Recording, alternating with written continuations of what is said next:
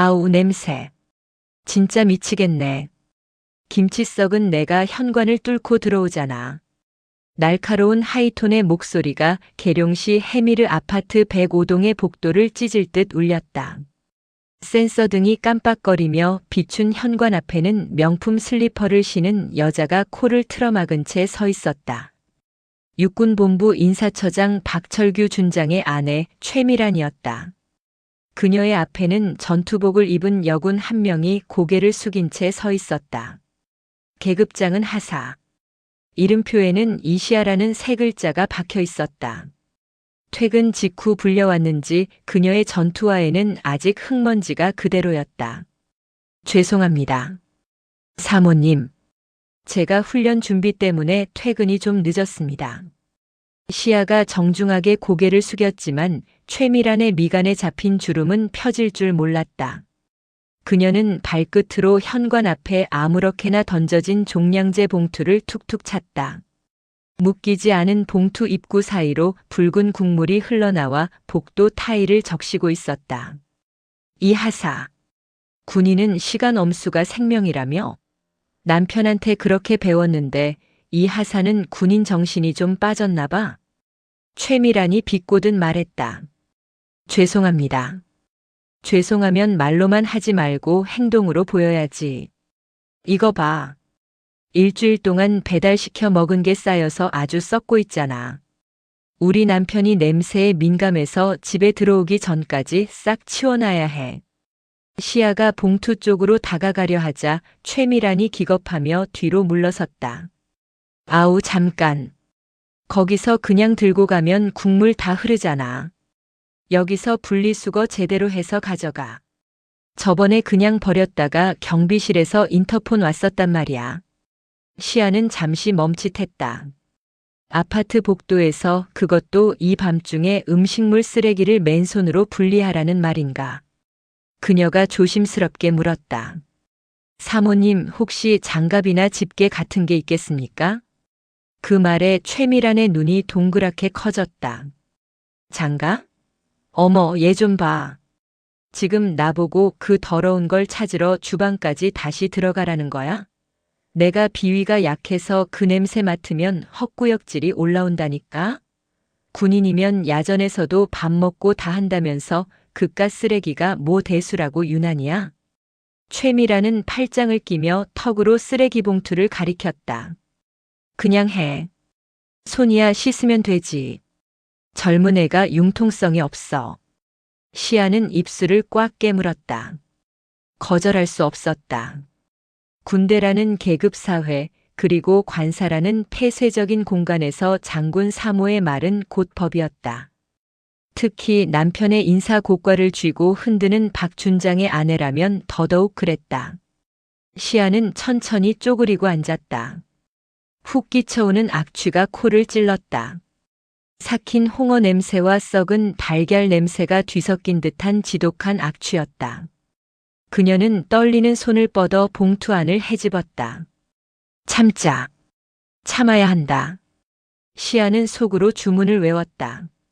차갑고 미끈거리는 감촉이 손끝에 닿았다. 일주일 전 먹다 남은 마라탕 용기였다. 붉은 기름이 둥둥 뜬 플라스틱 용기를 꺼내려는데 그 밑에 깔려있던 치킨 뼈와 엉겨붙은 휴지 뭉치가 딸려 나왔다. 시아가 저도 모르게 헛구역질을 참느라 짧은 신음을 내뱉었다. 그러자 최미란이 기다렸다는 듯 혀를 찼다. 어머. 표정 관리 안 되는 것 좀 봐. 누가 보면 내가 억지로 시킨 줄 알겠네. 이 하사 자원봉사 점수 필요하다고 했잖아. 내가 그거 챙겨주려고 일부러 일거리 주는 건데 고마운 줄을 모르네. 자원봉사 점수. 말은 번지르르 했지만 실상은 노예 계약이나 다름없었다. 시아는 대꾸 없이 묵묵히 플라스틱 용기에 남은 국물을 옆에 있던 빈 페트병에 옮겨 담으려 애썼다. 하지만 용기 바닥이 찢어져 있었는지 붉은 마라탕 국물이 왈칵 쏟아지며 시아의 전투복 소매와 허벅지를 덮쳤다. 후두둑. 진한 기름때가 대한민국 육군 마크 위로 얼룩처럼 번졌다. 아. 시아가 당황하여 일어서려 하자 최미란이 날카롭게 소리쳤다. 야, 튀잖아. 내 슬리퍼에 튀면 내가 물어낼 거야? 이게 얼마짜린 줄 알아? 최미란은 시아의 더럽혀진 전투복은 안중에도 없었다. 오로지 자신의 명품 슬리퍼와 복도 타일이 더러워질까 전전긍긍할 뿐이었다. 시아는 주먹을 꽉 쥐었다. 손톱이 손바닥을 파고들었지만 손에 묻은 오물 때문에 아픔조차 느껴지지 않았다. 서러움이 목구멍 끝까지 차올랐다. 눈시울이 뜨거워지더니 기어코 눈물 한 방울이 툭 떨어져 전투복에 묻은 붉은 찌개 자국 위로 스며들었다. 그 모습을 본 최미란이 코웃음을 쳤다. 뭐야? 지금 울어? 기가 막혀서. 요즘 군대 참 당나라 군대라더니 쓰레기 좀 치우라고 했다고 질질 짜는 거야? 최미란이 허리를 숙여 시아와 눈을 맞췄다. 경멸과 조소가 가득 담긴 눈빛이었다. 그녀는 마치 벌레를 보듯 시아를 훑어보며 시아의 가슴을 후벼 파는 말을 내뱉기 시작했다. 너 같은 고아녀는 백도 없어서 승진도 못할 텐데 내 짬이나 치우다가 우리 남편한테 잘 보이면 너도 좋고 나도 좋잖아.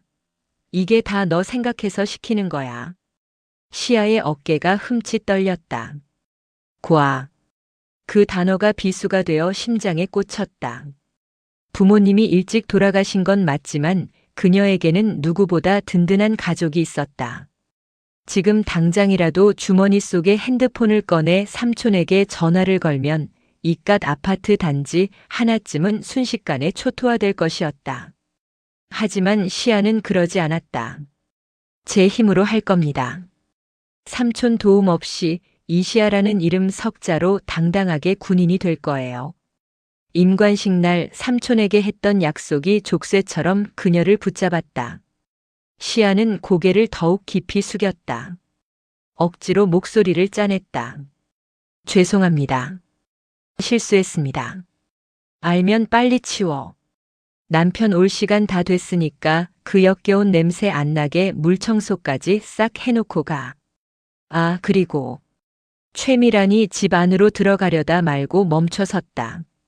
내일 우리 민준이 학교 녹색 어머니회 당번인 거 알지? 아침 7시 반까지 학교 정문으로 와. 군복 입고 가면 애기 좀 살려놔. 쪽팔리게 꾀재재하게 입고 오지 말고 좀 다려 입고 와라. 알았어? 쾅. 대답도 듣지 않고 현관문이 닫혔다. 도어락이 잠기는 소리가 유난히 차갑게 들렸다. 복도에 홀로 남겨진 시아는 멍하니 닫힌 문을 바라보았다.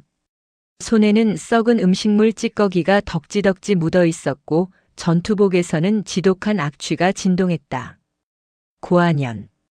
백도 없는 게. 최미란의 목소리가 환청처럼 귓가를 맴돌았다. 시아는 부들부들 떨리는 손을 들어 올려 전투복 주머니를 더듬었다. 차가운 금속성의 감촉. 녹음기였다. 방금 전의 대화는 하나도 빠짐없이 녹음되어 있었다. 시아는 젖은 눈을 들어 올려 현관문 위에 달린 CCTV를 바라보았다. 붉게 충혈된 그녀의 눈빛은 더 이상 나약한 피해자의 것이 아니었다.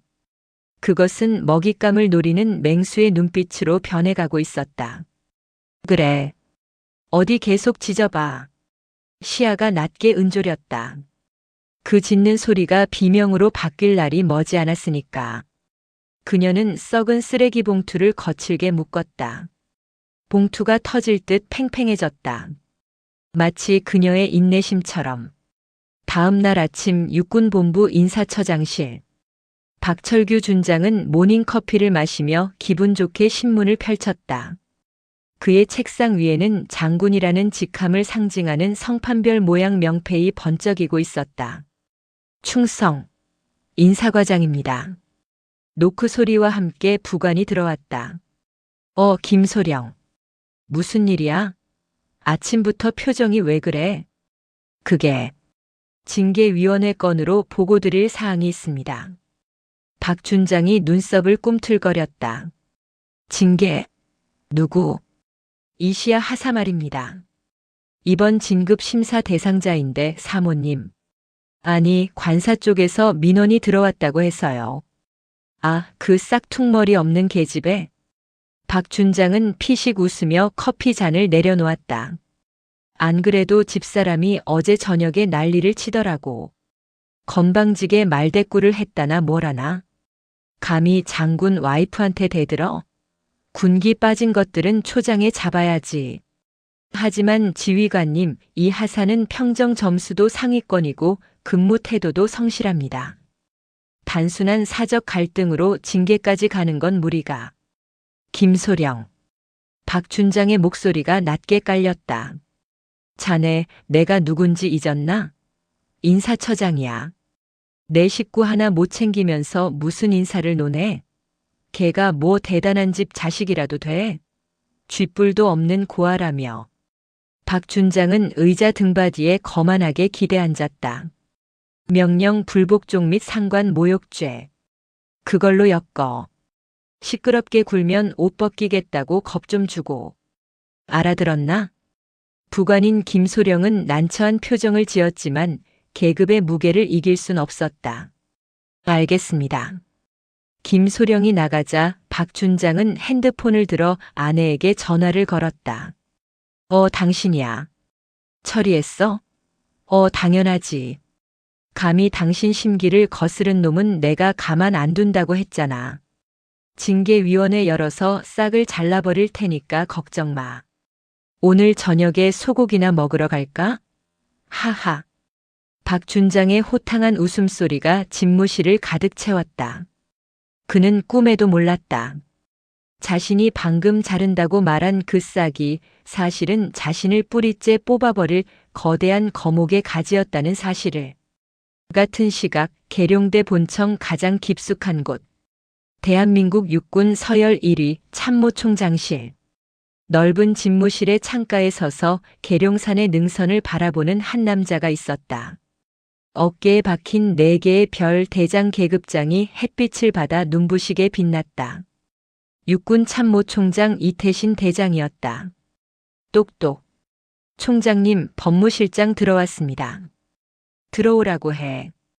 이태신의 목소리는 중후하고 묵직했다. 곧이어 법무실장 준장이 긴장된 표정으로 서류 봉투 하나를 들고 들어왔다. 찾았나?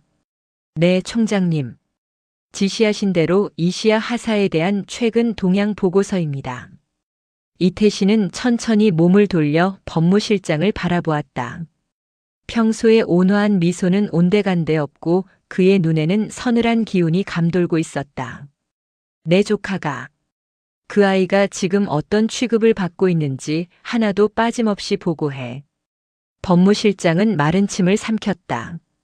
보고서에 적힌 내용은 차마 입에 담기도 민망할 정도로 참담했기 때문이었다.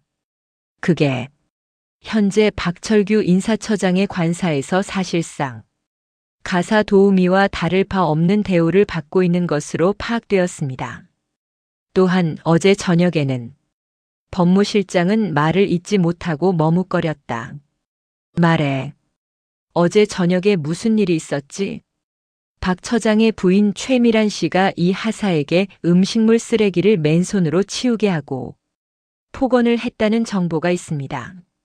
녹취 파일도 확보했습니다. 우직근. 이태신이 쥐고 있던 만년필이 반으로 쪼개졌다. 검은 잉크가 그의 손을 타고 뚝뚝 떨어져 하얀 집무실 바닥을 더럽혔다. 하지만 아무도 그 잉크 자국을 지적할 수 없었다. 총장의 얼굴에 떠오른 분노가 그보다 훨씬 더 검고 짙었기 때문이다. 음식물 쓰레기. 내 형님의 딸이. 그 고귀한 아이가 쓰레기를 뒤졌다고. 이태신의 목소리가 지옥에서 울려 퍼지는 듯 낮게 깔렸다. 그리고 고아라고 모욕했답니다. 정적. 숨막히는 침묵이 집무실을 지배했다. 이태신은 피 묻은 손을 닦을 생각도 하지 않은 채 책상 위에 놓인 낡은 사진 액자를 바라보았다. 젊은 시절의 자신과 형님 그리고 갓난아기였던 시아가 함께 웃고 있는 사진이었다. 박철규. 인사처장이라고 했나? 네, 그렇습니다.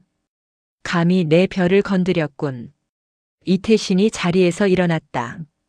4개의 별이 박힌 정모를 집어드는 그의 손길이 거칠었다. 헬기 띄워. 네. 지금 바로 말입니까? 일정이. 지금 당장 띄우라고. 목적지는 인사처 징계위원회장이다. 이태신의 눈에서 푸른 불꽃이 일었다. 내 오늘 별 하나가 어떻게 떨어지는지 똑똑히 보여주지. 다음 날 아침 7시 30분. 계룡시 엄사초등학교 정문 앞 횡단보도. 이른 아침에 쌀쌀한 공기가 폐부를 찔렀다. 등교하는 아이들의 제잘거림과 학부모들의 차가 뒤엉켜 학교 앞은 북새통을 이루고 있었다. 그 소란스러운 풍경 속에 이질적인 존재 하나가 서 있었다. 바로 이시야 하사였다. 그녀는 최미란이 시킨 대로 전투복을 갖춰 입고 있었다. 왼쪽 어깨에는 녹색 어머니회라는 글자가 선명한 형광조끼를 덧입었고 오른손에는 정지라고 적힌 노란 깃발을 들고 있었다.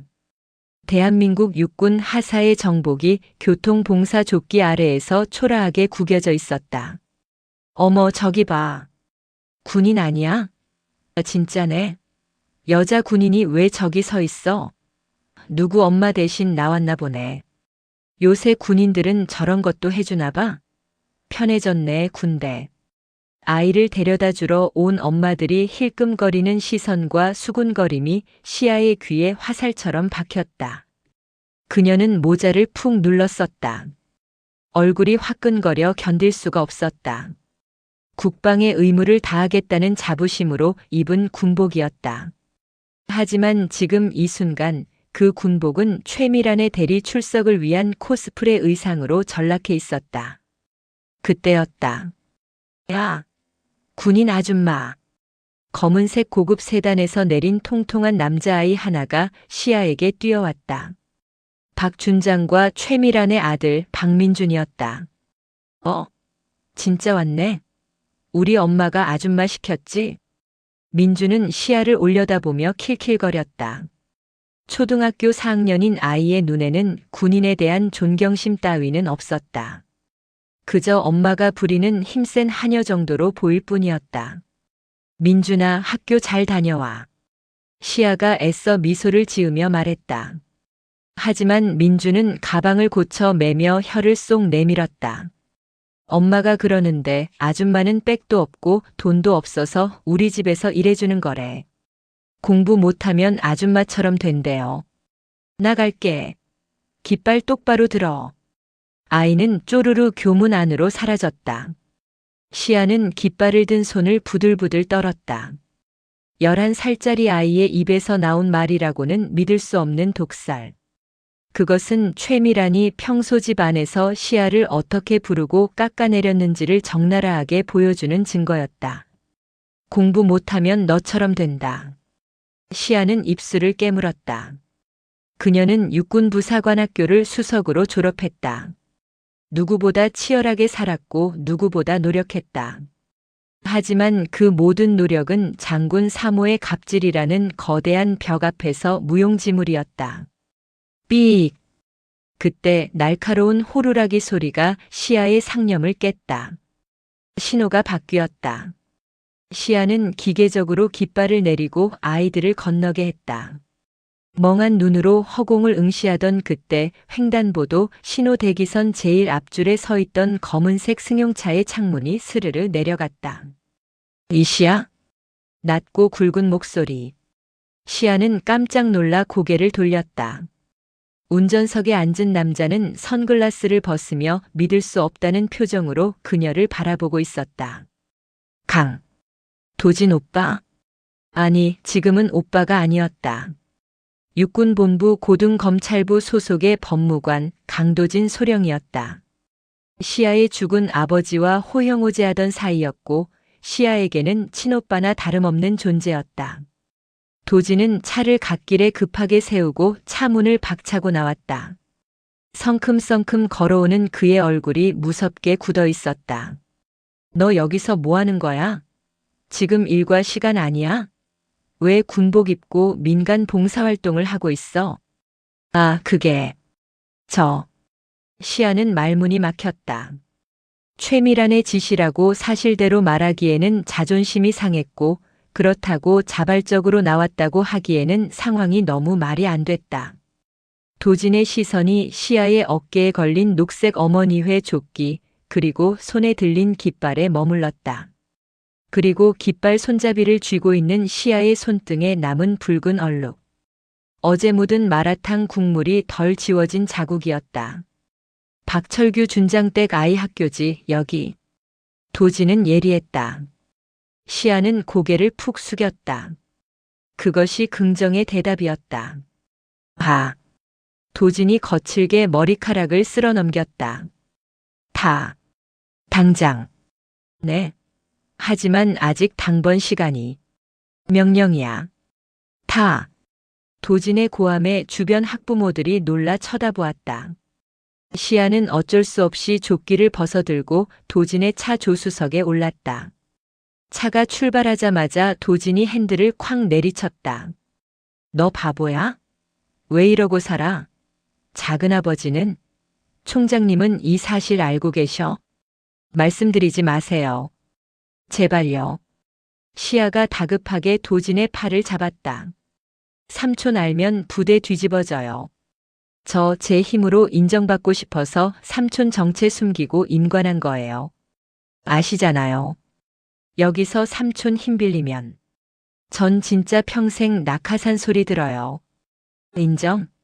야, 이시야. 이건 인정받는 과정이 아니라 착취당하는 거야. 장군 사모가 하사관을 사적인 심부름에 동원해? 그것도 근무 시간에? 이건 직권남용의 군형법 위반이야. 도진의 목소리가 차 안을 울렸다. 하지만 시아는 고개를 저었다. 증거가 필요해요. 확실하게 보내버릴 증거가. 시아는 주머니에서 녹음기를 꺼냈다. 어제 사모가 저한테 한 말이에요. 이거 말고도 많아요. 마트 심부름, 분리수거, 애들 숙제 대필. 다 모아놨어요. 도진은 갓길에 다시 차를 세우고 시아가 건넨 녹음기를 재생했다. 너 같은 고아녀는 백도 없어서 승진도 못할 텐데 내 짬이나 치우다가. 치지직거리는 잡음 섞인 최미란의 목소리가 차 안에 퍼졌다. 듣는 내내 도진의 얼굴이 불그락푸르락 변했다가 이내 차갑게 식어갔다. 법조인의 눈빛으로 변한 것이었다. 고아. 도진이 헛웃음을 터뜨렸다. 대한민국 육군 참모 총장의 조카한테 고아라고. 이 여자가 진짜 간이 배 밖으로 나왔구나. 도진은 녹음기를 시아에게 돌려주며 단호하게 말했다. 시아야. 참는 건 여기까지야. 더 참으면 그건 미덕이 아니라 방조야. 내가 삼촌 힘 빌리기 싫다면 법대로 해. 내가 도와줄게. 군 검찰 이름 걸고 이 여자랑 박 준장, 내가 박살 내준다. 그때 시아의 휴대폰이 울렸다. 발신자는 박철규 준장. 네, 충성. 이시아 하사입니다. 야, 이 하사. 너 지금 어디야? 집사람한테 전화 왔는데 학교 앞에 없다며? 근무 시간에 땡땡이 치고 어디 갔어? 수화기 너머로 박 준장의 고함이 터져 나왔다. 옆에서는 최미란이 거봐, 제가 저렇다니까? 싹수가 노래. 라며 거드는 소리가 들렸다. 시아는 도진을 바라보았다. 도진이 고개를 끄덕였다. 이제 시작하라는 신호였다. 시아는 깊게 숨을 들이마셨다. 그리고 난생 처음으로 수화기를 향해 또박또박 말했다.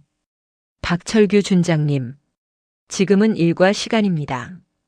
저는 군인으로서 부대 업무 복귀하겠습니다. 사모님의 개인적인 용무는 앞으로 수행할 수 없음을 말씀드립니다. 뭐? 야, 너 지금 뭐라 그랬어? 너 미쳤어? 너 지금 어딘데? 부대로 복귀 중입니다. 끊겠습니다. 뚝. 전화를 끊는 시아의 손이 가늘게 떨렸다. 하지만 그녀의 눈빛은 그 어느 때보다 선명하게 빛나고 있었다. 잘했어. 도진이 다시 시동을 걸었다. 엔진 소리가 맹수처럼 그르렁거렸다. 가자. 전쟁터로. 부대에 복귀하자마자 기다리고 있는 것은 폭풍이었다.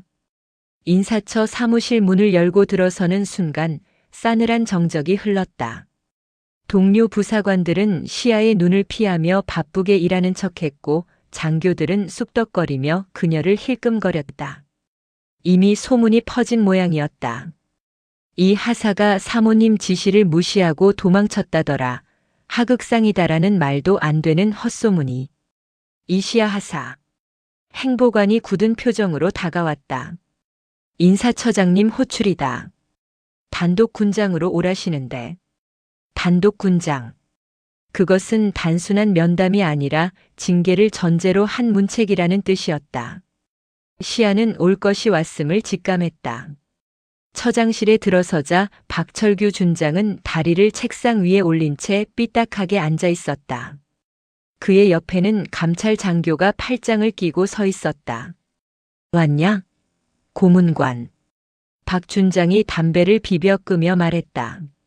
너 아침에 전화 끊고 아주 기세등등하더라. 뭐? 개인적인 용무. 야, 상관의 가족을 돌보는 것도 군인의 임무 중 하나야. 그걸 몰라? 군인 복무규율 어디에도 상관의 개인적인 심부름을 하라는 조항은 없습니다. 시야가 흐트러짐 없는 자세로 대답했다. 박 준장의 눈썹이 꿈틀했다. 말대꾸 꼬박꼬박 하는 것 봐라. 너 내 마누라가 시킨 게 억울해? 그게 그렇게 힘들어? 너 같은 흙수저가 우리 집안이랑 연닿으면 콩고물이라도 떨어질까 싶어서 기회를 준 건데 배은 망덕도 유분수지. 박 준장은 서류 뭉치를 시야의 발치에 집어 던졌다. 종이들이 흩날리며 바닥에 깔렸다. 징계위원회 회부 서류다. 죄목은 항명, 상관 모욕, 근무지 이탈. 그리고 박 준장이 비릿하게 웃었다. 품위 유지 위반. 어제 저녁에 관사복도에서 음식물 쓰레기 엎지르고 난동 피웠다며? 주민들이 불안해서 못 살겠다고 민원을 아주 빗발치게 넣었어. 거짓말이었다. 민원을 넣은 사람은 오직 최미란 한 명뿐일 터였다. 하지만 이 좁은 부대에서 일스타의 말은 곧 사실이 되었다. 징계 수위는 파면은 좀 그렇고 강제 전역이나 정직 3개월 정도면 되겠네. 옷 벗고 나가서 치킨이나 튀겨라. 아, 너는 백도 없어서 가게 차릴 돈도 없나? 박 준장과 감찰 장교가 낄낄거렸다. 시야는 주먹을 꽉 쥐었다. 수치심이 전신을 휘감았지만 그녀는 고개를 들었다. 징계위원회 받겠습니다. 하지만 저는 잘못한 게 없습니다. 소명하겠습니다. 소명? 하하. 그래 해봐. 심사위원이 누구 편인지 한번 보자고. 3일 뒤 사단 대회의실. 징계위원회가 열렸다. 공기는 무거웠고 창밖에는 먹구름이 잔뜩 끼어 있었다. 긴 테이블 중앙에는 박철규 준장의 입김이 닿은 대령과 중령들이 심사위원으로 앉아 있었다. 이시야 하사는 피고인석에 홀로 앉아 있었다. 그녀의 맞은편에는 증인으로 출석한 최미란이 앉아 있었다. 최미란은 뻔뻔하게도 눈물을 훔치는 척 연기를 하고 있었다. 존경하는 위원님들. 제가 남편 얼굴 봐서 이 하사를 딸처럼 챙겼어요. 김장할 때도 불러서 수육 먹이고 용돈도 주고. 그런데 이 하사가 뒤에서 제 욕을 하고 다니고 심지어 어제는 제 아이한테 해코지 하겠다는 협박까지. 최미란의 새빨간 거짓말에 시야는 기가 막혀 입이 떨어지지 않았다. 이에 있습니다. 변호인석에 앉은 강도진 소령이 벌떡 일어났다. 증인은 지금 허위 사실을 진술하고 있습니다. 이시야 하사가 협박했다는 증거가 있습니까? 강소령 앉아. 위원장인 참모장이 귀찮다는 듯 손을 저었다. 사모님이 그렇다면 그런 거지. 무슨 증거 타령이야? 그리고 강소령, 자네는 군 검찰이면서 왜 하사 나부랭이 변호를 자처해? 할 일이 그렇게 없어? 이건 부당한 갑질에 대한 재판입니다. 피고인은 피해자입니다. 시끄러워.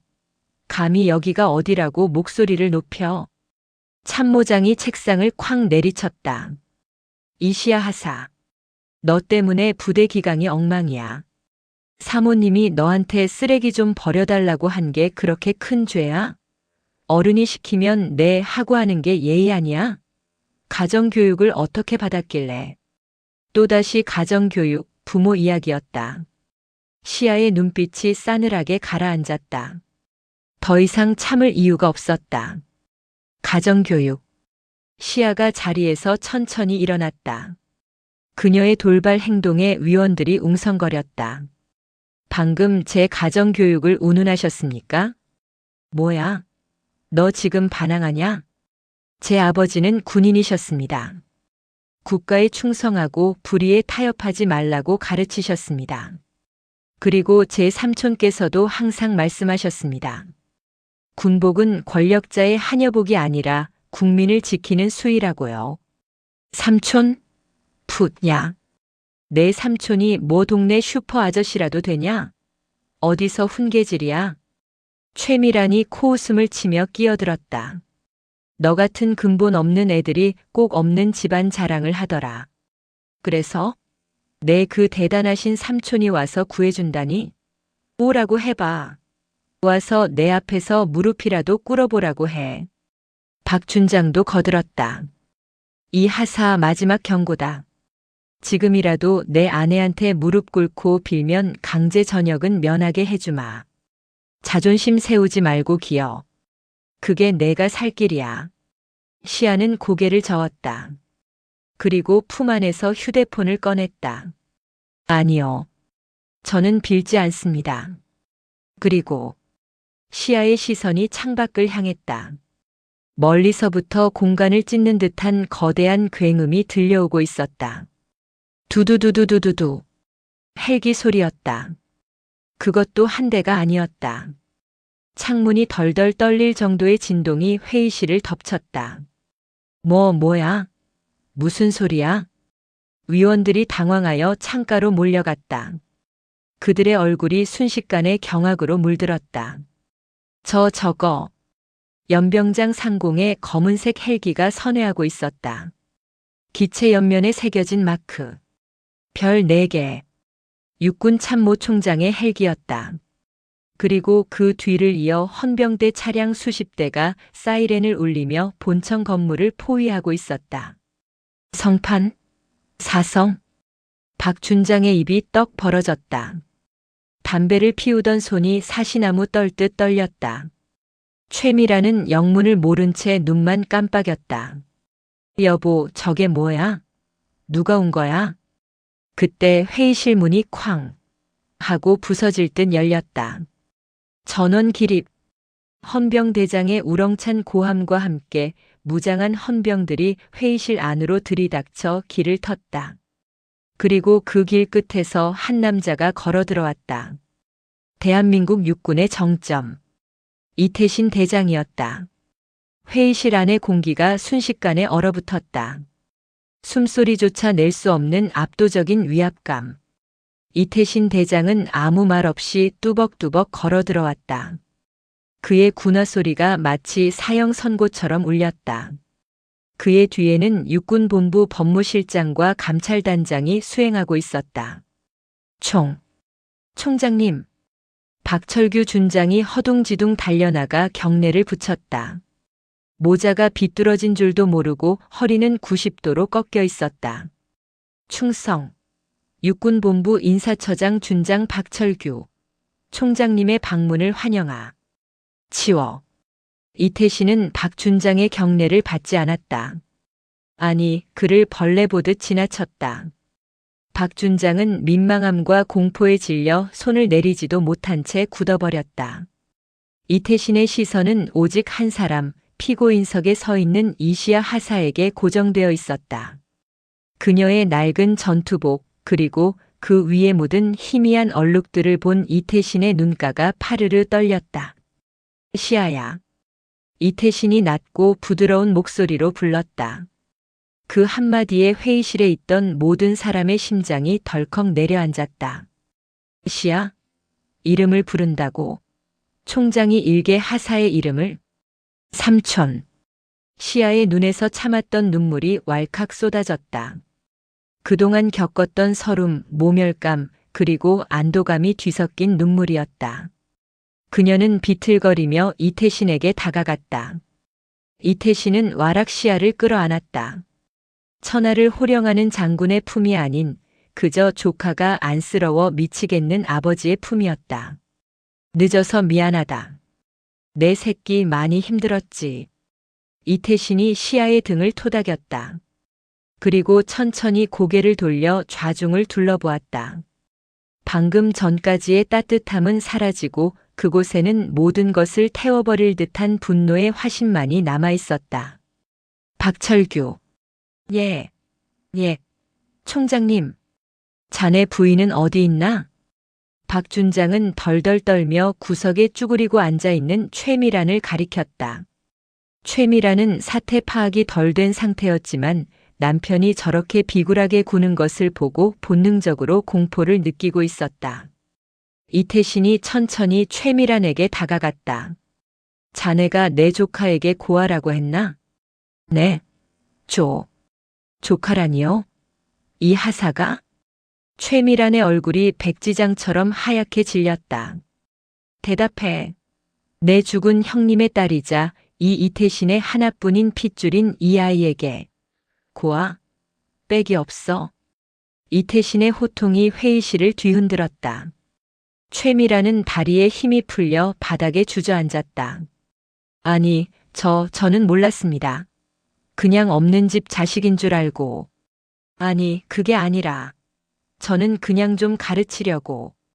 가르쳐? 식모살이 시키는 게 가르치는 건가?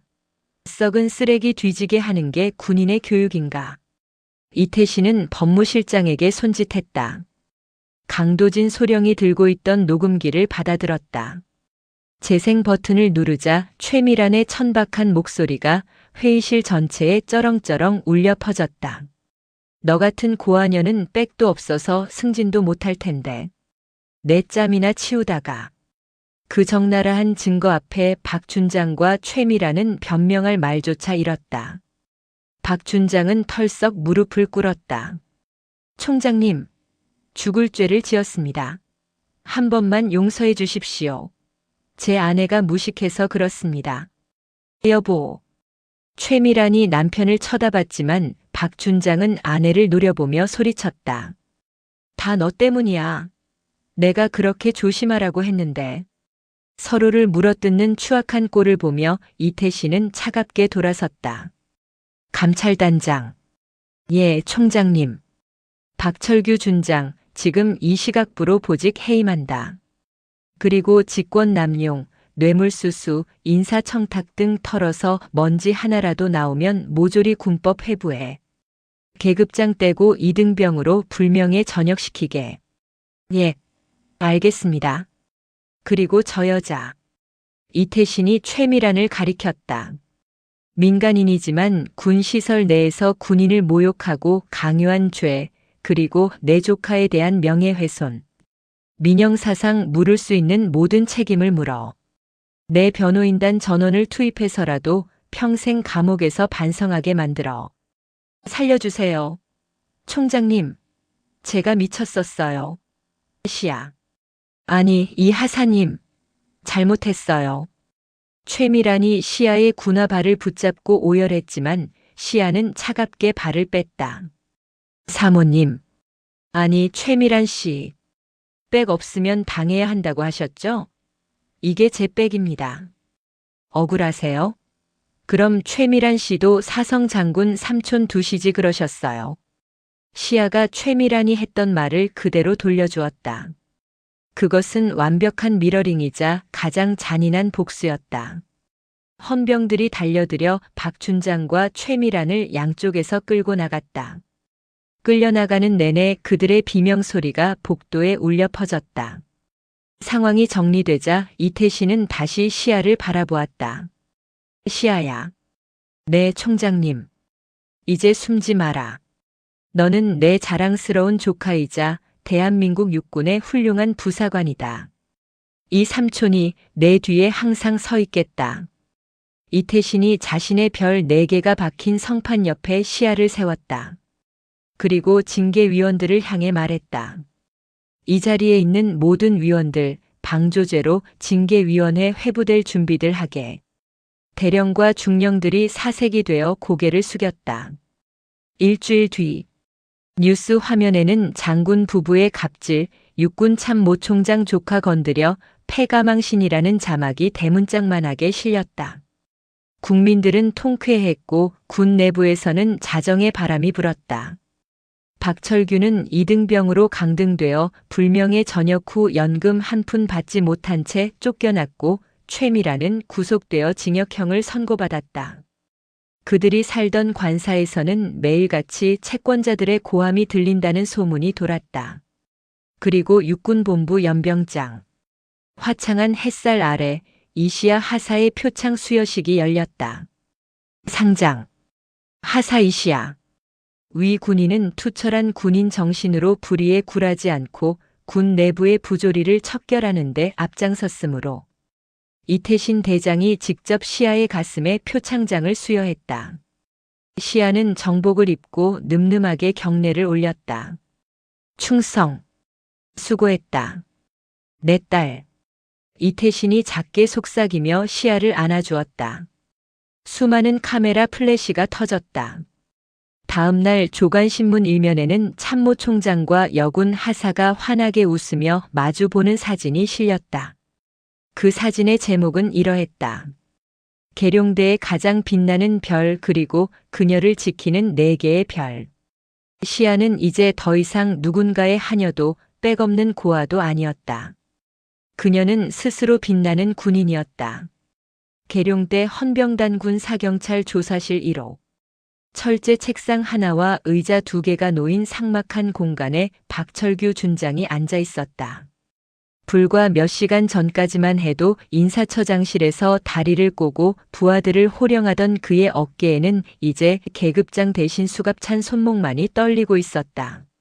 하지만 그의 눈빛은 아직 죽지 않았다. 아니, 정확히 말하면 상황 파악을 못하고 있었다. 야, 수사관. 물 안 가져와? 내가 누군지 몰라? 나 박철규야. 인사처장이라고.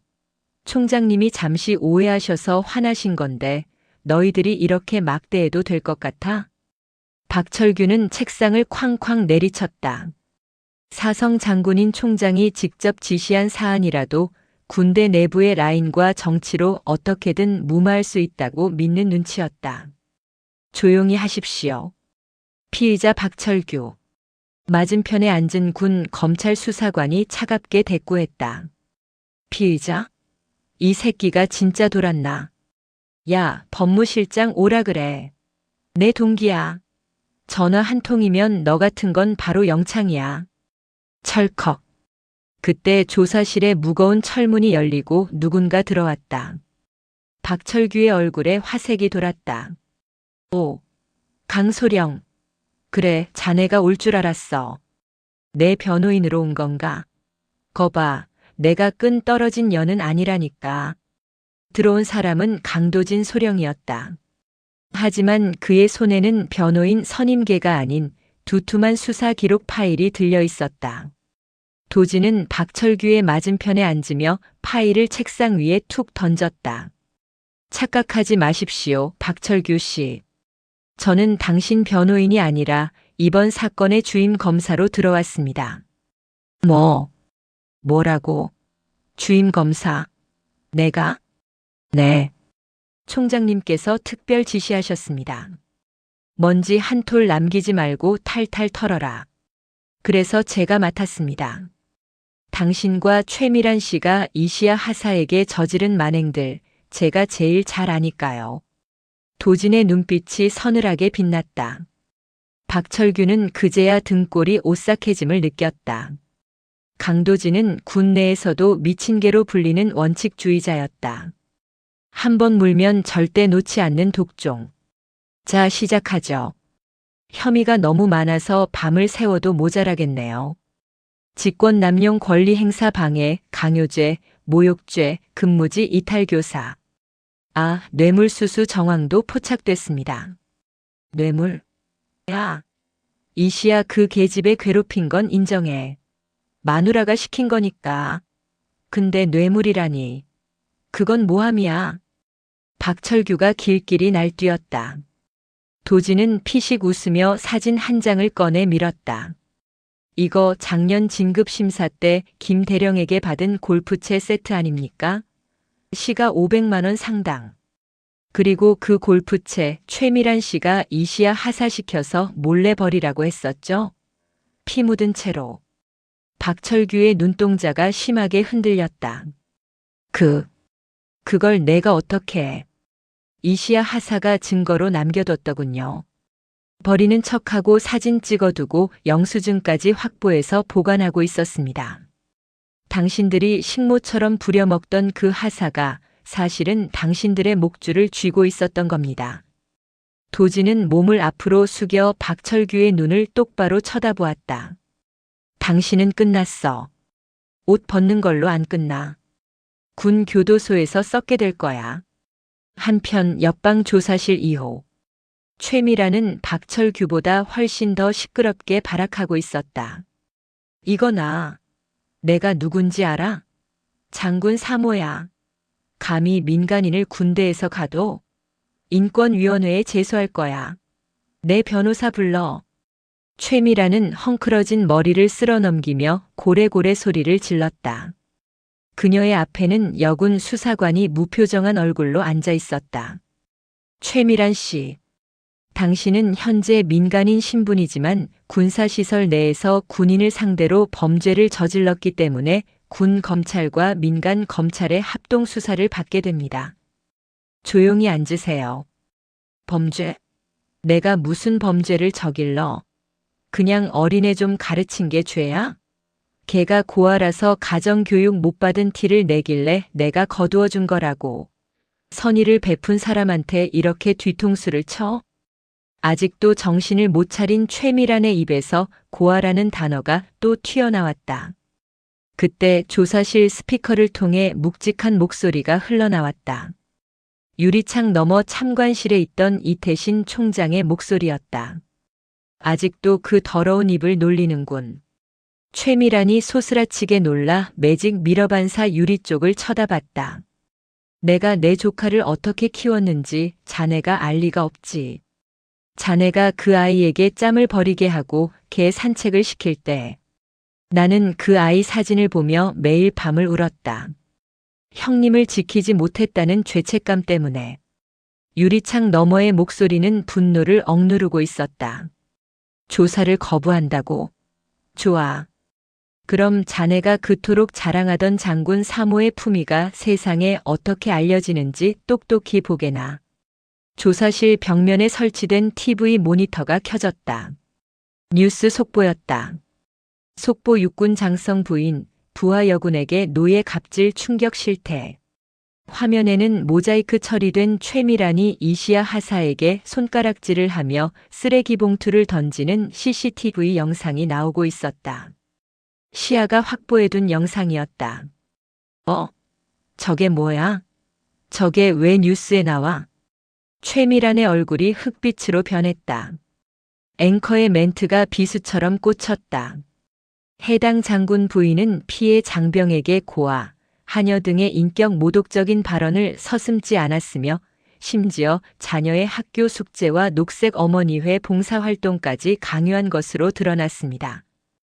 국민들의 공분이 들끓고 있습니다. 최미란은 털썩 주저앉았다. 그녀가 그토록 중요하게 여기던 체면, 명예, 주변의 시선. 그 모든 것이 산산조각 나고 있었다. 뉴스가 보도된 다음 날 대한민국은 발칵 뒤집혔다. 인터넷 포털 사이트 검색어 1위부터 10위까지가 온통 계룡대 갑질, 장군 사모, 음식물 쓰레기 하사로 도배되었다. 청와대 국민청원 게시판에는 갑질 장군 부부를 엄벌하고 이시야 하사를 보호해주세요라는 청원이 올라온 지 하루 만에 20만 명의 동의를 얻었다. 하지만 궁지에 몰린 쥐는 고양이를 무는 법. 박철규와 최미라는 자신들을 변호하기 위해 국내 최대 로펌의 변호인단을 선임했다. 그들은 법적인 처벌을 피할 수 없다면 여론전으로 흙탕물을 일으켜 형량이라도 줄이려는 전략을 세웠다. 인터넷 커뮤니티와 기사 댓글창에 교묘한 악플들이 달리기 시작했다. 근데 저 여군도 문제 있는 거 아님? 얼마나 일을 못했으면 사모가 시켰겠음? 평소에 행실이 안 좋았다던데. 총장 조카라는 것도 사실 구라 아님? 여자가 꼬리쳐서 장군한테 접근했다가 사모한테 걸려서 복수하는 거라던데 키읔키읔. 전형적인 피해자 탓하기와 물타기 수법이었다. 구치소에 수감된 최미란이 변호사를 통해 지시한 짓이었다. 이시아는 관사 내 자신의 방에서 그 댓글들을 보고 있었다. 손이 부들부들 떨렸다. 아무리 강한 척해도 온 세상이 자신을 씹어대는 듯한 공포는 20대 중반의 청년이 감당하기 힘든 무게였다. 시아야. 방문이 열리고 이태신 총장이 들어왔다. 그는 사복 차림이었다. 별 4개가 달린 제복을 벗은 그는 그저 마음씨 좋은 삼촌의 모습이었다. 보지 마라. 똥파리들이 윙윙거리는 소리에 귀 기울일 필요 없어. 삼촌. 사람들이 저보고 꽃뱀이래요. 제가 삼촌백 믿고 설치는 거래요. 전 그냥 군인이 되고 싶었을 뿐인데. 시아가 울먹이며 말했다. 이태신은 시아의 폰을 빼서 엎어두었다. 그래서 내가 준비했다.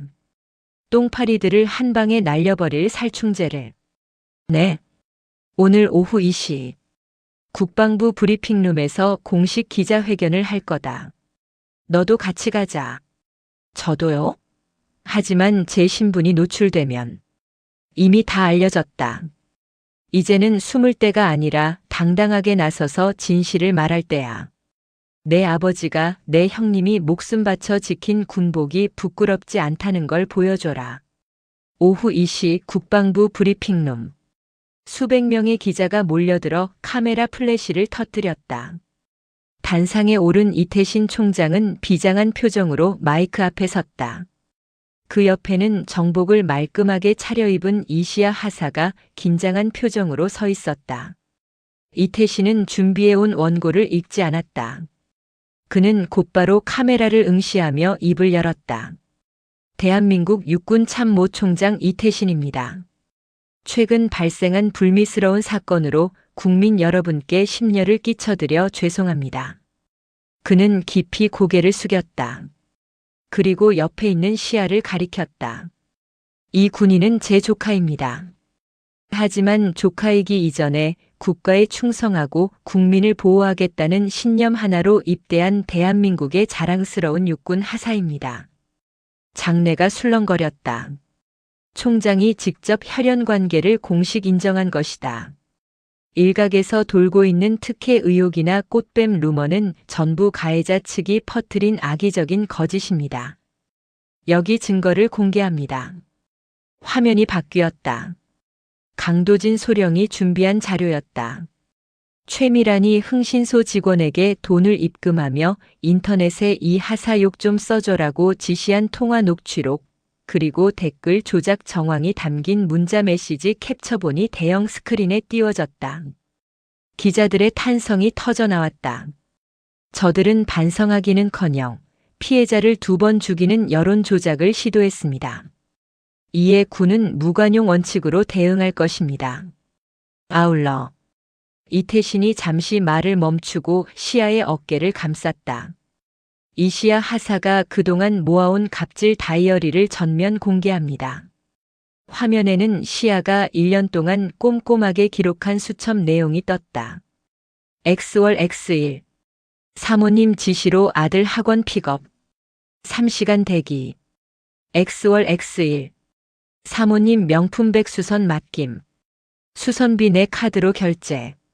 X월 X1. 음식물 쓰레기 맨손 처리. 고아라고 욕먹음. 날짜, 시간, 장소, 그리고 당시의 감정까지 적힌 처절한 기록. 그 어떤 거짓 선동도 이 진실된 기록 앞에서는 힘을 잃을 수밖에 없었다. 브리핑을 생중계로 지켜보던 국민들은 분노했다. 여론은 순식간에 반전되었다. 악플은 사라지고 응원 댓글이 폭주하기 시작했다. 구치소 접견실에서 TV를 보던 최미라는 비명을 지르며 리모컨을 집어 던졌다. 끄라고. 저거 다 거짓말이야. 내가 안 그랬어. 하지만 그녀의 절규를 들어주는 사람은 아무도 없었다. 그녀를 변호하던 로펌 변호사마저 짐을 싸고 있었다. 최미란 씨, 이 사건 사임하겠습니다. 증거가 너무 명백하고 여론이 최악이라 승산이 없습니다. 그리고 수임료 입금이 안 됐더군요. 뭐? 야, 내가 나가면 돈 줄 수 있다고. 내 남편이 장군인데 돈이 없겠어? 박철규 씨 말입니까? 방금 들어온 소식인데 박철규 씨 전 재산에 가압류가 들어왔습니다. 뇌물수수 추징금 보전 조치라더군요. 당신들은 이제 빈털털입니다. 변호사는 차갑게 뒤돌아 나갔다. 최미라는 쇠창살을 붙잡고 주저앉았다. 안 돼. 내가 어떻게 쌓아올린 위치인데. 내가 강남 사모님들 사이에서 얼마나 떵떵거렸는데. 그녀의 곁에 남은 건 차가운 콘크리트 바닥과 자신이 뱉은 독설들이 되돌아온 메아리뿐이었다. 2달 후 보통군사법원 대법정. 박철규와 최미란의 1심 선고 공판이 열리는 날이었다. 법정은 방청객으로 가득 찼다. 군 인권센터 관계자들, 기자들, 그리고 휴가를 내고 찾아온 이시아의 동료 부사관들이 자리를 메웠다. 박철규는 수의를 입고 삭발을 한 채 피고인석에 앉아 있었다. 그의 거만했던 턱살은 쪽 빠져 있었고 눈은 퀭했다. 최미란 역시 화장기 없는 초췌한 얼굴로 고개를 숙이고 있었다. 재판장이 판결문을 읽어 내려갔다. 피고인 박철규. 육군 준장이라는 고위 직책을 이용하여 부하에게 사적 노무를 강요하고 배우자의 범죄를 방조하였으며 뇌물을 수수하고 증거 인멸을 시도한 죄질이 극히 불량하다. 박철규의 어깨가 움찔했다. 이에 피고인을 징역 5년에 처한다. 또한 군인사법에 의거하여 재적 파면하고 뇌물 수수액의 5배에 해당하는 추징금을 부과한다. 땅. 징역 5년. 실형이었다.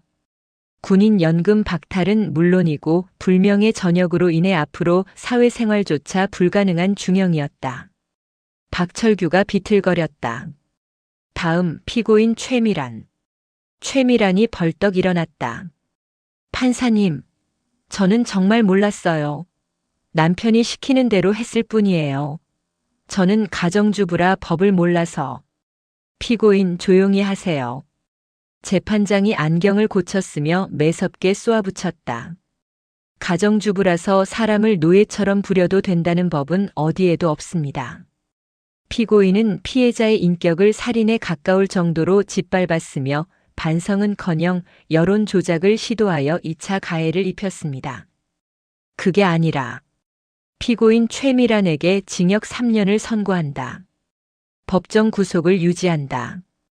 땅. 최미란의 입에서 악 하는 비명이 터져나왔다. 3년? 내가 감방에서 3년을 살라고. 말도 안 돼. 여보, 뭐라고 말 좀 해봐. 당신 장군이잖아. 총장님한테 전화 좀 해봐. 그녀는 교도관들에게 끌려나가면서도 끝까지 남편의 계급을 찾았다. 하지만 박철규는 고개를 떨군 채 아무 말도 하지 못했다. 이미 그의 어깨에는 별이 없었다. 그저 죄수 번호가 적힌 명찰만이 붙어 있을 뿐이었다. 재판이 끝나고 법원 밖으로 나온 이시아는 맑은 가을 하늘을 올려다보았다. 가슴속에 꽉 막혀있던 체증이 쑥 내려가는 기분이었다. 축하한다, 이 중사.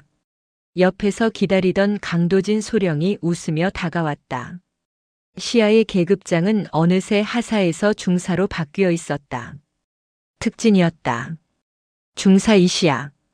감사합니다. 시아가 씩씩하게 격려했다. 아, 그리고 이거. 도진이 서류 봉투 하나를 건넸다. 최미란이랑 박철규 재산 압류에서 받아낸 위자료 공탁금 통지서야. 액수가 꽤 커. 그 사람들이 평생 모은 돈, 내가 다 가져온 셈이지. 이 돈. 시아는 잠시 통지서를 바라보았다. 기부하고 싶습니다. 기부? 네. 군대 내에서 저처럼 힘없는 부사관들이나 병사들이 법률 지원을 받을 수 있는 재단을 만들고 싶어요. 삼촌. 아니, 총장님께도 말씀드렸고요. 도진이 감탄하며 고개를 끄덕였다. 역시 그 삼촌의 그 조카네. 알았어. 내가 법적인 절차 다 도와줄게. 그때 검은 세단 한 대가 법원 앞에 섰다. 뒷문이 열리고 이태신 총장이 내렸다. 그는 환하게 웃으며 시아에게 두 팔을 벌렸다. 우리 조카 재판 보느라 고생했다. 가자. 오늘 저녁은 내가 좋아하는 삼겹살이다. 관사에서 삼촌이 직접 구워주마. 총장님이 구워주시는 삼겹살입니까? 이거 영광인데요. 녀석 퇴근하면 그냥 삼촌이라니까. 시아는 삼촌의 품에 안겼다. 그녀의 뒤로 죄수 호송버스에 실려가는 박철규와 최미란의 모습이 보였다. 철창 사이로 보이는 그들의 표정은 절망 그 자체였다. 시아는 이제 더 이상 그들을 보며 떨지 않았다. 그녀는 자신의 길을 갈 뿐이었다. 흙수저, 고아, 백없는 하사라는 딱지를 떼어내고 스스로 빛나는 진짜 군인으로서의 길을. 청주 여자교도소. 차가운 시멘트 바닥에서 웅크리고 자던 최미라는 기상 나팔 소리가 아닌 교도관의 날카로운 고함에 눈을 떴다. 5023번. 안 일어나? 점호 준비 안 해? 추워. 보일러 좀 틀어달라니까. 최미란이 습관처럼 짜증을 부리며 눈을 비볐다. 하지만 눈앞에 보이는 건 아늑한 관사 안방이 아니라 곰팡이 핀 천장과 쇠창살 뿐이었다. 그녀는 이제 장군 사모님이 아닌 수인 번호 5023번일 뿐이었다. 이 아줌마가 아직도 정신 못 차렸네. 여기가 호텔인 줄 알아? 그 같은 방을 쓰는 덩치 큰 여죄수 일명 왕언니가 최미란의 옆구리를 발로 툭 찼다. 아, 왜 때려요? 목소리 안 낮춰? 사모님 놀이하고 싶으면 내 남편한테 면회나 오라고 해. 아, 맞다. 내 남편도 간방 갔지? 거지는 빈손으로 면회도 못 온다며? 방 안에 있던 다른 죄수들이 킬킬거렸다. 최미란의 얼굴이 붉어졌다. 횡령과 사기 전과가 있는 방장 왕언니는 최미란이 들어온 첫날부터 그녀를 담당하고 있었다. 5023번. 오늘 당번이지? 화장실 청소해. 내가 그걸 어떻게 해? 난 집에서도 청소 안 했어. 이시야. 아니, 식모 부르던 사람이라고. 식모? 아직도 꿈꾸냐? 여기선 내가 식모야. 동작 안 빨라? 왕언니가 눈을 부라리자 최미라는 겁에 질려 고무장갑을 끼었다. 그녀가 그토록 이시야 하사에게 시키던 일이었다. 최미라는 냄새나는 재래식 변기 앞에 쭈그리고 앉았다. 역한 암모니아 냄새가 코를 찔렀다. 구역질이 올라왔다. 문득 지난날의 기억이 스쳐 지나갔다. 아우 냄새나. 김 하사가 좀 치워줘. 자신이 이시아에게 했던 말, 멸시하던 눈빛, 더럽다며 피하던 행동들. 그것들이 부메랑이 되어 정확히 자신의 등 뒤에 꽂히고 있었다. 솔질을 하던 최미란의 손등 위로 굵은 눈물방울이 떨어졌다. 변기 물에 섞인 눈물은 아무런 동정도 받지 못했다.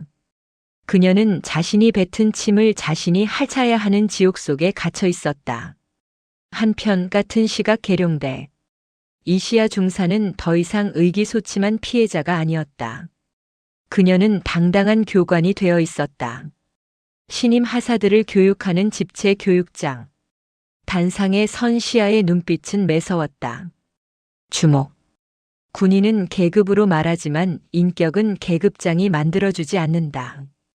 그녀의 목소리에 수십 명의 신임 부사관이 숨을 죽였다. 나 역시 한때 부당한 지시에 침묵했던 적이 있다. 하지만 침묵은 해결책이 아니다. 여러분이 입은 군복은 누군가의 하인이 되기 위해 입은 게 아니라 국가와 국민을 지키기 위해 입은 것이다. 알겠나?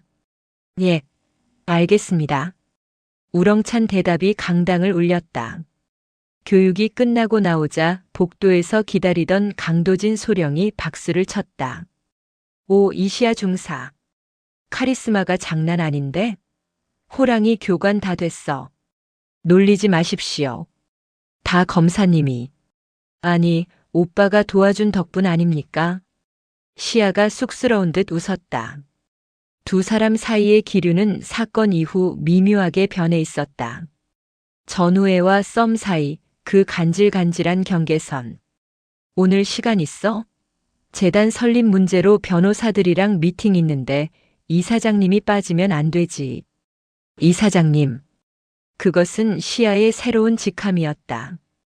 박철규와 최미란에게서 받아낸 거액의 배상금 전액을 출연해 만든 군 인권보호재단 별빛의 이사장이 바로 이시아였다. 네, 가야죠.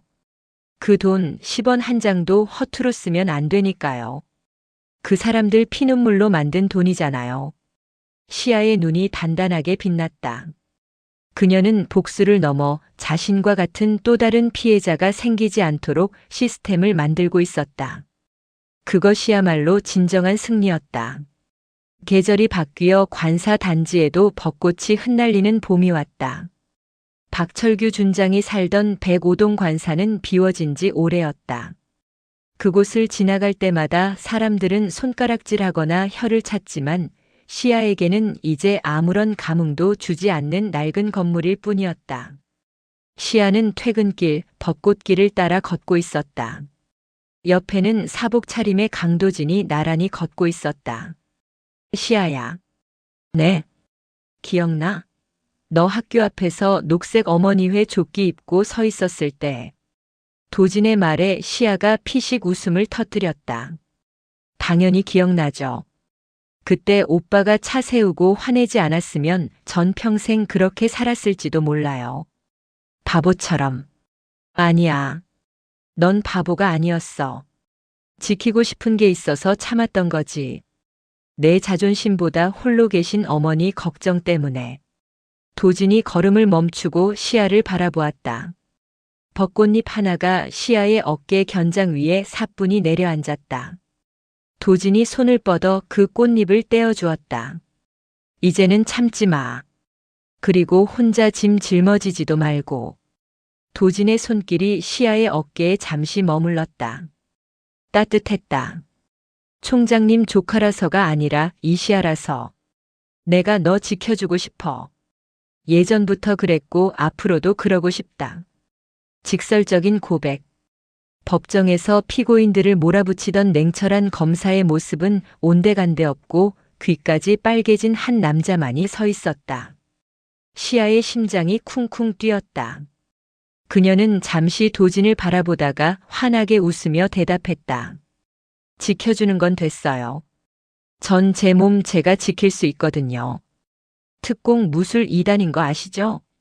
도진이 당황하며 눈을 깜빡이자 시아가 한 발짝 다가서며 덧붙였다. 대신 같이 걸어주는 건 좋아요. 혼자 걷기엔 이 길이 좀 심심했거든요. 시아가 도진의 손을 먼저 잡았다. 거칠지만 따뜻한 군인의 손. 도진의 얼굴에 안도와 환희의 미소가 번졌다. 두 사람은 맞잡은 손을 놓지 않고 벚꽃 터널을 걸어갔다. 멀리서 그 모습을 지켜보던 검은 세단 안에서 이태신 총장이 흐뭇한 미소를 짓고 있었다. 총장님 가서 아는 척 안 하십니까? 운전병의 질문에 이태신은 고개를 저었다. 아니, 나더라. 젊은 것들 노는데 낀 세대가 끼면 주책이지. 그나저나 강소령 저 녀석, 내 조카 눈에서 눈물 나게 하면 바로 영창 보낼 준비나 하라고 해. 예, 알겠습니다. 이태신의 농담에 차 안에는 웃음꽃이 피었다. 시아에게는 이제 든든한 삼촌뿐만 아니라 평생을 함께할 동반자까지 생겼다. 그녀의 인생에 찾아온 완벽한 봄이었다. 그날 밤 시아는 어머니에게 전화를 걸었다. 엄마, 나야. 응, 잘 지내지. 엄마, 나 이제 진짜 괜찮아. 승진도 했고 좋은 사람도 만났어. 응, 삼촌이 소개해준 건 아니고. 옛날부터 알던 오빠. 나중에 한번 데려갈게. 전화를 끊은 시아는 책상 위에 놓인 액자를 바라보았다. 임관식 날 돌아가신 아버지와 함께 찍은 사진, 그리고 최근의 삼촌, 도진과 함께 찍은 사진이 나란히 놓여 있었다. 과거의 아픔은 사진 속에 박제되었고 현재의 행복은 그녀의 피부에 닿아 있었다. 시아는 더 이상 악몽을 꾸지 않았다. 1년 후 육군본부 대강당. 수백 명의 내외빈과 장병들이 참석한 가운데 성대한 행사가 열리고 있었다. 제1회군 인권상 시상식. 단상 중앙에는 이시아 재단 이사장이라는 명패가 놓여 있었다. 중사 제복을 입은 시아는 1년 전보다 훨씬 더 성숙하고 단단해진 모습으로 마이크 앞에 섰다. 오늘 이 상을 받으시는 분들은 계급의 위력 앞에서도 굴하지 않고 전우의 인권을 지킨 용기 있는 영웅들입니다. 시아가 시상자 호명을 마치자 객석에서 뜨거운 박수가 쏟아졌다. 맨 앞줄에는 이태신 총장이, 그 옆에는 이제 남편이 될 준비를 하고 있는 강도진 중령 진급 예정자에 앉아 시아를 바라보며 박수를 치고 있었다. 행사가 끝나고 리셉션장. 이태신 총장이 샴페인 잔을 들고 시아에게 다가왔다. 우리 조카, 이제 군복보다 정장이 더 잘 어울리는데? 이러다 전역하고 정치하겠다고 하는 거 아니냐? 에이, 삼촌도 참. 저는 뼛속까지 군인입니다. 이 제복 입고 정년까지 채울 겁니다. 삼촌보다 더 높은 별 탈 때까지요. 허허, 그래. 꿈은 크게 가져야지. 내 별 4개 내가 다 가져가라. 이태신이 호탕하게 웃었다. 그때 도진이 다가와 시아의 허리를 감쌌다. 총장님, 시아 별 달려면 멀었습니다. 일단 저부터 좀 챙겨주십시오. 장가갈 미처는 마련해야 하지 않겠습니까? 이 녀석이 벌써부터 줄을 서? 자네는 시아 눈에 눈물 안 나게 하는 게 진급 심사 1순위야. 명심해. 세 사람의 웃음소리가 연회장에 퍼졌다. 그 시각 저 멀리 떨어진 어느 지방 소도시의 쪽방촌. 출소한 박철규는 일용직 노동판을 전전하며 하루 벌어 하루 먹고 살고 있었다. 장군 출신이라는 자존심은 흙먼지 속에 파묻힌 지 오래였다.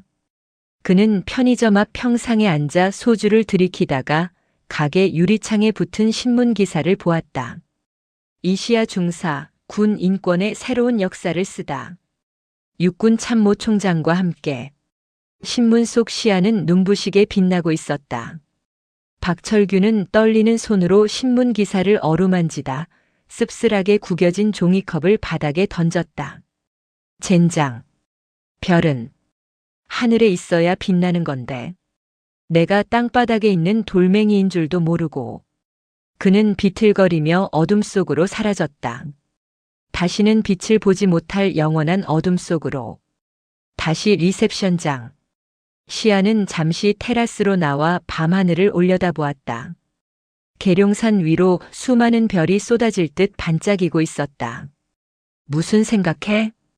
어느새 따라 나온 도진이 시아의 어깨에 재킷을 걸쳐주었다. 그냥요. 옛날 생각. 1년 전만 해도 저 별들이 참 멀게만 느껴졌거든요. 감히 쳐다볼 수도 없는 무섭고 차가운 존재들. 시아가 도진을 보며 미소 지었다. 그런데 이제는 아니에요. 저 별들 다 제 편인 것 같아요. 그럼 내가 가장 빛나는 별인데 내 주위를 도는 위성들이야 우리는. 도진이 시아의 이마에 가볍게 입을 맞추었다. 가자. 주인공이 없으면 파티가 안 끝나. 네, 가요. 시아는 도진의 손을 잡고 빛이 쏟아지는 연회장 안으로 발걸음을 옮겼다. 그녀의 발걸음 하나하나가 당당했다. 더 이상 누군가의 백이 필요 없는 스스로 빛을 내는 항. 계룡대에 숨겨진 별은 이제 숨겨지지 않았다. 그녀는 세상 밖으로 나와 가장 높은 곳에서 가장 따뜻하게 빛나고 있었다.